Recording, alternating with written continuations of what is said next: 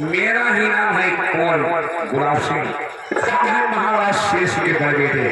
कहना है ये तो जाने वालों के लिए, ये तो जाने वालों के लिए सारा रास्ता तमाम है।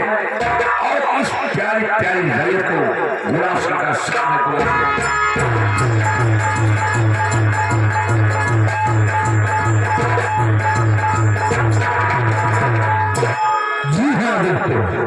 आइए आपको लेकर के चलते हैं राजकुमार गुलाब सिंह के छोटे भाई महाराज शेर सिंह के छोटे पुत्र, जिनका नाम है कुंवर गुलाब। देखते खुशियों में तलने वाला पूरा परिवार पर बिछा करके जिसकी सेवा करता है, ऐसे ही खुशियों में तलने वाला महाराज शेर सिंह का छोटा पुत्र, जिसका नाम है कुंवर शेर सिंह।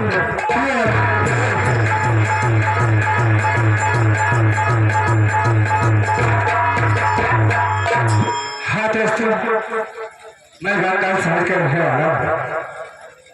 मेरे पिता श्री महाराज बड़े लाभ प्यार से पाला है।